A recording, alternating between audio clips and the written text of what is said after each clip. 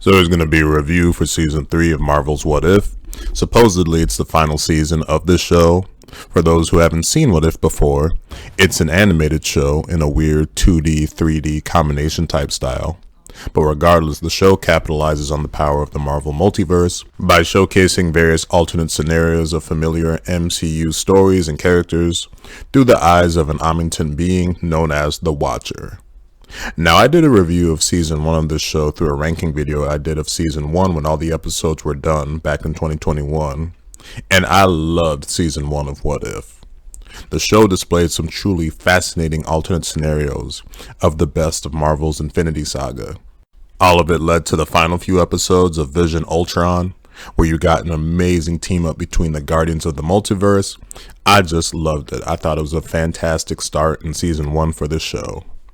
And then season 2 came out last year, which initially I was very excited for, and I thought for the first bit of it was continuing on the same path that season 1 did, albeit not quite as strong, but I was still riding with it. Until we got to a full episode that focused on a new Native American character, which completely goes against the whole what if scenario concept of seeing familiar stories and characters. But then the final episode was just terrible, which for whatever reason it decided to become the Captain Carter show. I very much enjoyed the use of Captain Carter in season 1, but seriously, what the f***? Why they chose to make her the center of this whole multiverse scenario thing was just a terrible decision combined with her team up with this made up Native American character. Even though I liked parts of season 2, the ending was just so bad that I was not at all looking forward to season 3. In fact, I didn't even bother watching any of the trailers. Season 3 released this past December in an interesting schedule where single episodes were released in consecutive days. I eventually caught up on the series, hoping that it would be more in line with what I liked about season 1.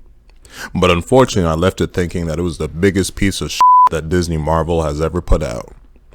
This show has just completely lost its initial hook, which is taking familiar stories and characters and doing a spin on them. Unfortunately, season 3 made the choice to focus on newer MCU characters released in the last few years since like 2021.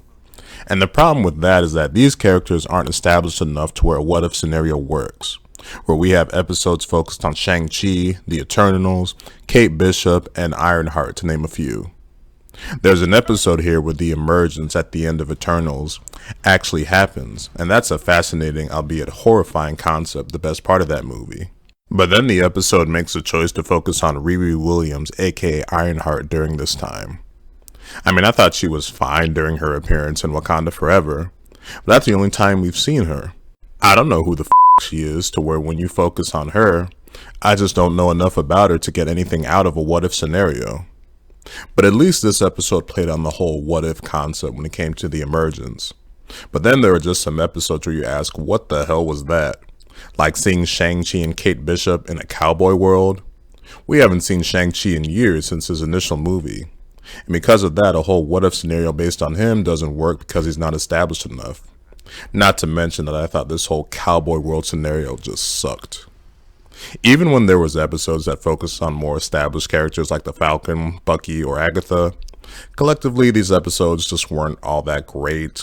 Neither the scenarios or the execution were up to snuff. Although I will say the episode that had the Red Guardian and Bucky team up was easily the best of this season. I wasn't really crazy about Agatha all along, so I'd honestly had my fill of that character by the time we got to her episode of What If. I haven't talked about what has to be the stupidest episode done in all 3 seasons, and that's this season's episode where you have Kat Dennings' Darcy character from the Thor films and Howard the f***ing Duck having a baby.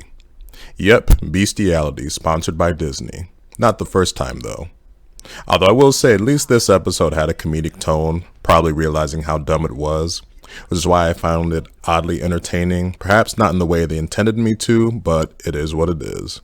But for as much as I wasn't really a fan of season 3 through its scenario-based episodes, nothing could prepare me for the show that was the final 2 episodes.